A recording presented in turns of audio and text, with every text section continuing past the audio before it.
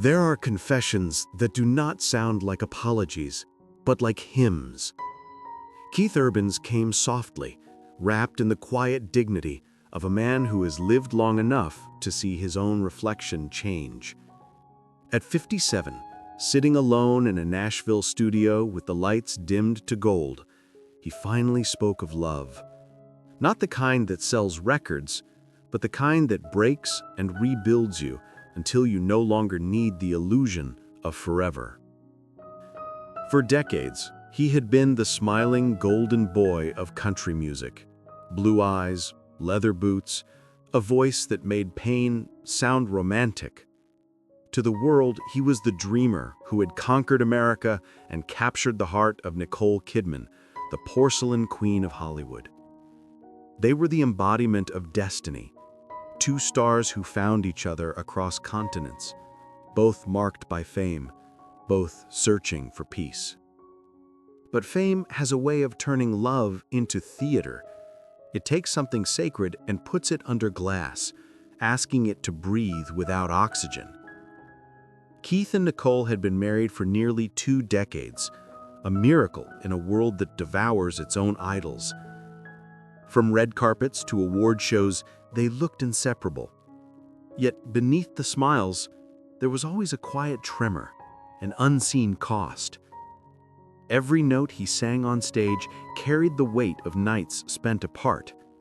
Every applause hit a heartbeat that missed home.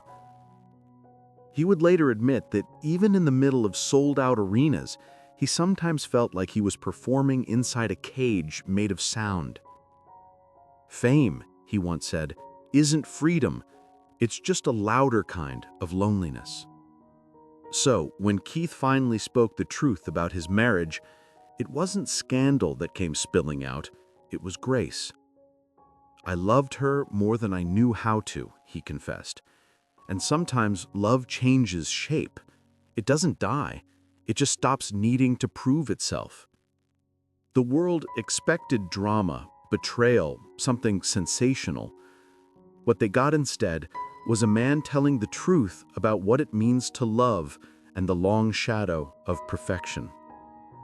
The story that followed, his rise, his demons, his devotion, his breaking, isn't just about one marriage. It's about the journey of a soul learning how to stay open even after being shattered by fame. It's about the small-town boy from Caboolture who wanted nothing more than to play guitar and ended up learning that every chord of success comes with a note of sacrifice. At 57, Keith Urban is no longer chasing applause. He's chasing honesty. He's no longer singing to be adored. He's singing to be understood. And as he strums his guitar in that quiet Nashville room, you can hear it, the sound of a man who has stopped performing for the world and started speaking to eternity. This is not the story of a fall from grace. It's the story of a man who finally decided to live without pretending. And this right here is where the melody begins. A confession wrapped in music, a truth that took a lifetime to learn. Long before the spotlight ever found him, before Nashville, before stadiums screamed his name, there was a boy sitting cross-legged on the rough carpet of a small Australian house, tracing the frets of a guitar with trembling fingers. The air smelled of dust and eucalyptus. Outside, cicadas sang like they were keeping time for him. Inside, Keith Lionel Urban, the son of Robert and Mary Ann, was learning that music could be both an escape and a mirror. He was born in Whangarei, New Zealand on October 26, 1967, but grew up in Caboolture, a quiet working-class town in Queensland. His father sold instruments part-time. His mother loved country records, and their home pulsed with the heartbeat of the American sound. Glenn Campbell, Don Williams, Merle Haggard. Voices from faraway lands drifted through the walls like sermons for a restless child. Keith didn't just hear the songs, he saw them. The stories, the ache, the grit. They taught him that even ordinary lives could sound extraordinary if you played them right. At 4, he picked up a ukulele. At 6, a guitar. His father told him, "If you want the world to listen, make it feel you." Keith did. He practiced until his fingers blistered, then practiced more. When he couldn't afford new strings, he learned to make broken ones sing. Every evening, the family's tiny living room became a stage, his parents clapping, neighbors listening through thin walls. He wasn't dreaming of fame yet. He was dreaming of belonging, of a place where the music inside him matched the world around him. School was harder. He was shy, awkward, sometimes teased for his accent or his obsession with American cowboy music. While other kids played rugby, he memorized guitar solos. Teachers said he was distracted. His classmates called him strange. But the strings never judged him. They became his first true friends. Music, he once said, was the only language I didn't stutter in. By the age of 9, he was entering local talent shows, singing covers of country songs with a voice too soft for his size, but too honest to ignore. The judges smiled. His parents beamed. But even when he won, Keith didn't celebrate. He went home, sat by his window, and replayed every mistake, every missed note, determined to be better. That perfectionism, both his gift and his curse, began young. When he was 12, his father mortgaged their modest home to buy him a top-quality guitar. A bold, perhaps reckless gesture of faith. "Make it count," his father said. He never forgot. He spent hours after school watching Chet Atkins videos, copying licks until his fingers cramped. While his friends chased girls, he chased tone. The instrument became a sanctuary from everything he didn't understand about the world. By the age of 15, he was playing in local bars, the youngest musician in rooms filled with smoke, laughter, and regret. He was too young to drink, too old to be a dreamer. Night after night, he stood on sticky floors, singing to half-interested strangers who clapped out of habit more than admiration. But even then, he performed as if the universe itself was listening. "You learn who you are on those nights," he later said. "You learn whether you're doing this for love or applause." It was in those dark pubs that he found the first fragments of himself, the poet hidden inside the performer. He learned to make sadness sound beautiful, to turn longing into melody, to turn silence into rhythm. Every chord he struck was a rebellion against smallness, against invisibility. He wasn't running from home, he was running toward the life he felt waiting somewhere far away. When the final school bell rang and his friends scattered toward safe jobs and steady lives, Keith packed a suitcase, a guitar, and a map covered in possibility. He kissed his mother's cheek, hugged his father tight, and whispered, "I'll make it worth it." Then he left Caboolture with nothing but faith, faith that music could save him from disappearing. He didn't know then that it would save him again and again, from loneliness, from failure, from himself. Nashville. The word alone sounded like prophecy. To a boy from Caboolture, it was the promised land, a place where people turned pain into poetry and called it country music. But when Keith Urban finally arrived there in 1992, the dream looked different up close. It wasn't golden. It was gritty, hard, and humbling. He was 24, broke and unknown. The streets were filled with musicians chasing the same miracle. Every bar, every open mic was a battlefield of hope. He slept in cheap apartments with thin walls where the hum of air conditioners mixed with the hum of guitars. He recorded demos for other singers, played backup for artists who barely noticed him, and sold his instruments more than once to pay rent. But even when money ran out, the music didn't. He carried it inside him like oxygen. It's not ambition that keeps you alive, it's hunger, pure hunger. Keith's early years in Nashville were a trial by fire. He formed a band called The Ranch, 3 men bound by desperation and a shared dream. They played smoky bars, county fairs, anywhere that would pay in beer or applause. Crowds were small, indifferent, but Keith played every note like he was already famous. The nights bled into each other, loading gear at dawn, writing songs in motel rooms, staring at ceilings that leaked. When exhaustion came, he drowned it in whiskey, a habit that felt harmless at first.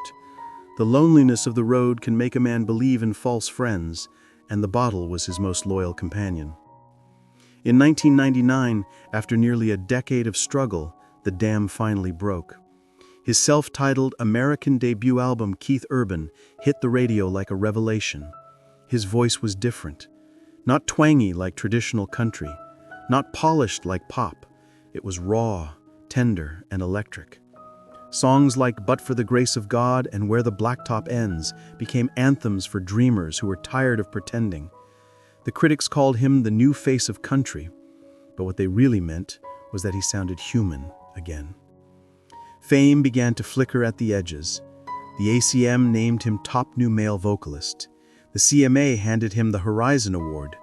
He smiled, but inside he was terrified. For the first time, he had something to lose. The industry that once ignored him now expected him to be perfect. Every lyric was scrutinized, every performance judged. The applause was louder, but so was the pressure. He spent endless nights in studios chasing the sound that had made him famous, the mix of country grit and rock soul that no one could quite copy. But fame, like fire, needs fuel. When inspiration ran low, he turned again to the bottle. The same passion that made him magnetic on stage became destructive off it. He laughed louder, partied harder, worked longer, all to quiet the gnawing doubt that he didn't deserve any of it. Then there was the night that changed everything. A charity event in Los Angeles, 2005. The crowd shimmered with stars, but none burned brighter than the woman who walked past him, Nicole Kidman. She was elegance, wrapped in quiet sadness, a contrast of power and fragility. He introduced himself with a shy grin, and she smiled back with the kind of warmth that melts armor. She didn't see the fame, Keith would later say. She saw the man underneath.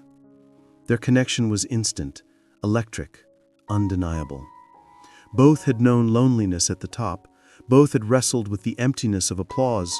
For the first time in years, Keith felt seen. He began to write differently, gentler, more hopeful. The songs no longer came from pain, but from the possibility of healing. Love for him became both muse and medicine. But the past doesn't vanish just because the future looks beautiful. As their romance deepened, his addiction shadowed him like a jealous ghost. Even as he fell in love, he was still falling apart. But when Nicole looked at him, he saw a version of himself that might still be saved. She gave me the courage, she said later, to stop surviving and start living. By the time they married in 2006, Keith Urban was standing at the crossroads of heaven and hell, one hand holding a guitar, the other holding redemption. The year was 2006, and Sydney glowed like a cathedral built for love. The world's eyes turned to St. Patrick's Estate, where candlelight flickered against sandstone walls and violins sang beneath the stars.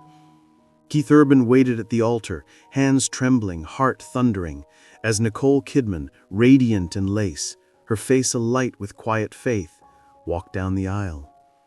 Their wedding wasn't just a union. It was a prayer answered. Two souls battered by fame and healed by tenderness were finally home. When he kissed her, it felt less like a ceremony and more like absolution. In the years that followed, life seemed to unfold like a song written in a major key. Keith's album Love, Pain, and the Whole Crazy Thing dropped like a heartbeat in perfect time. Critics called it his masterpiece, a blend of confession and triumph. His songs weren't just hits, they were stories stitched from scars. Stupid Boy, You Look Good in My Shirt, Once in a Lifetime. Every lyric felt like a man trying to make peace with himself. On stage, he became unstoppable, the kind of performer who made every crowd feel like a congregation. The world saw the charm, the energy, the swagger. What they didn't see were the prayers whispered backstage before every show, the tremors in his hands, the constant battle to stay steady. Nicole's career, too, soared into a different stratosphere. Her performances in Moulin Rouge, The Hours, Australia, and Rabbit Hole painted her as Hollywood's porcelain storm, fragile yet fierce. But beneath the glamour, she was grounded in something real. In Nashville, she found peace. She found him. Their home was filled with music, laughter, and the rhythm of family. On Sundays, she'd sit barefoot on the porch while Keith strummed his guitar, their daughters, Sunday Rose and Faith Margaret, dancing in the grass. They were no longer just stars. They were parents, partners, pilgrims of ordinary joy. But love under a microscope is never simple. Fame is a double-edged mirror. It reflects beauty and distorts truth. Keith was touring almost constantly. Nicole was filming across continents. Their schedules became tides, their connections stretched thin across oceans and time zones. They called every day, sent letters, left voice messages that began with, "I miss you," and ended with silence. Love, Keith said once, isn't about grand gestures. It's about showing up even when you're exhausted. Then, just 4 months after their wedding, the headlines came. Keith Urban enters rehab. The words hit the world like thunder. It wasn't a relapse of weakness, but a cry for help. The weight of expectation, the fear of losing control, it had become too much. Nicole didn't leave. She ran toward him. She visited quietly, shielding him from gossip, refusing interviews. When asked why she stayed, she simply said, "Because love doesn't run." He emerged months later, sober, humbled, but not broken. Friends noticed before the public did. At dinner parties, Keith would talk about his daughters with glowing pride, about new songs, about recovery, but rarely about them. Nicole, always graceful, would smile and say, "We're both very busy," which in Hollywood was often code for something deeper. Yet even then, neither of them let bitterness touch their names. There was still respect, admiration, a fragile thread of devotion that refused to break, but it was stretched thin. Then came the whispers. Are they drifting apart? Has fame finally caught up? Keith was seen alone at award shows. Nicole skipped tours. The tabloids wrote their scripts of speculation, but the truth was far quieter. Two good people trying to hold on to something that fame had slowly rewritten. "Marriage isn't a promise that time will never change you," Keith said once in a reflective interview. "It's the hope that you'll keep changing together." But change, as they had learned, doesn't always follow the same rhythm. Keith found solace in music, not the loud, fiery anthems of youth, but in stripped-down acoustic sessions, songs of stillness and surrender. His lyrics turned confessional again. We were, parallel line, everybody hurts. They weren't commercial, they were cathartic. Nicole, meanwhile, dove deeper into her craft, losing herself in characters that mirrored her own introspection. Her performance in Big Little Lies, raw, haunted, painfully human, felt like art imitating life. In the quiet corners of their world, both began to realize that love doesn't always die with thunder. Sometimes it simply exhales. The same intensity that had drawn them together, that wild, consuming spark, had mellowed into something gentler, more distant. They weren't enemies. They weren't even estranged. They were simply evolving into separate selves. Keith, now in his mid-50s, spoke more often about acceptance than romance. He said, "Love changes, and when it does, you have two choices. You can fight to make it what it was, or you can love it enough to let it become what it needs to be. It was an answer that carried neither regret nor relief, just peace. By 2023, the silence became impossible to ignore. The public noticed fewer joint appearances, fewer interviews, fewer photographs of hands intertwined. They weren't hiding, they were simply existing in a new truth. In one rare interview, Nicole was asked directly if they were still together. She smiled, eyes glistening, and said, "He will always be my family. That's all I'll ever say." It was the kind of answer that both ended and honored a story. For Keith, that word family became sacred. He wrote about it, sang about it, built his days around it. The tragedy was not a collapse, but a transformation. The slow, aching beauty of letting go with dignity. There was no villain, no betrayal, no grand finale. Just two souls who had walked as far together as they could, each grateful for the road they had shared. To the world, it might have looked like an ending, but to Keith, it was something else. A bittersweet chorus of closure. A song without a final note. Some loves aren't meant to last forever in the same form, but if they made you better, they never really end. And with that, he closed the door on a chapter that had made him both legend and man. Not with bitterness, but with grace. When the noise faded and the headlines found new names to feed on, Keith Urban remained quieter, steadier, different. The man who had once been defined by spotlights and sound checks began to crave something entirely new. Silence. Not emptiness, but stillness. For the first time since childhood, he could hear the air between the notes. He could breathe without applause. And in that stillness, he began to understand what all the pain had been trying to teach him. He spoke gently when asked about Nicole. He said, "We walked together through a lot of fire. And sometimes walking out of the fire doesn't mean walking away from each other. It just means you've learned what the flames were trying to show you." His words weren't rehearsed. They were lived. In his late 50s, Keith had stopped running from himself.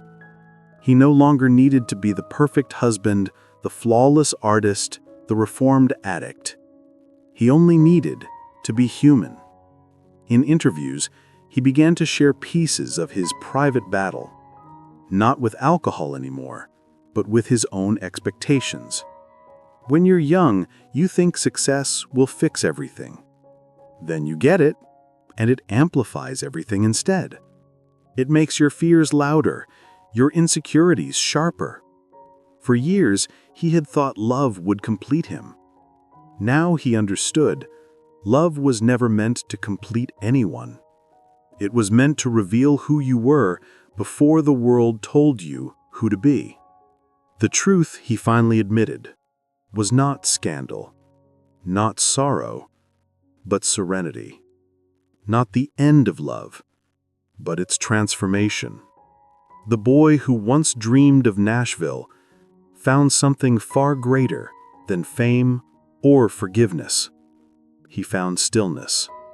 And in that stillness, Keith Urban remains, not as an idol, not as a myth, but as a man who turned his wounds into music, his silence into peace, and his love into something that will never stop singing. The crowd was already on its feet before the last chord faded. But Keith Urban didn't bow. He simply stood there, the guitar hanging loose at his side, sweat glistening like light on water. His eyes scanned the sea of faces, thousands of them, waiting for him to say something, anything. But for the first time in his life, he had nothing left to prove. The spotlight warmed his skin, and he realized how long he had lived inside it. The stage had been his sanctuary, his battlefield, his confessional. But tonight, it felt different. It felt like closure. He smiled, small and unguarded, and then leaned into the microphone. "Thank you," he whispered, voice cracking, "for listening to my life." The crowd erupted, but Keith barely heard them. He was somewhere else, back in Cobbletree, a barefoot kid strumming an old guitar, believing that sound could save him. He had been right. It did. It always had. At 57, Keith Urban had become the quiet man behind the legend. The edges of his fame had softened, but the glow within him burned steady. He had walked through addiction, adoration, marriage, loss, and rediscovery, and somehow came out not jaded, but grateful. He no longer called what happened with Nicole a heartbreak. He called it a season. He said, "Some people think love ends when it changes, but love doesn't die. It evolves into memory, into gratitude." They still spoke often. They still laughed about old moments, still celebrated milestones with their daughters. Sometimes they were seen together, smiling, not pretending. To the public, it looked ambiguous. To them, it was peace. They had rewritten the meaning of forever. In his final tour, before taking a long hiatus, he ended every show with a song that didn't exist on any album. It was just him and his guitar. No lights, no drums. He called it "Still Here." The lyrics were simple, almost fragile. "I've broken in half just to learn how to bend. I've lost what I loved just to love it again. And if the world forgets my name or my song, I'll still be here where I've belonged all along." Each night when he sang those words, the audience fell into reverent silence. There was no roar, no scream, no frenzy. Just the collective heartbeat of people who understood, who had lost, endured, and forgiven themselves too. When the final show ended, Keith didn't announce a farewell. He simply walked off stage, handed his guitar to a crew member, and disappeared into the darkness behind the curtains. Outside, the Nashville night waited, soft,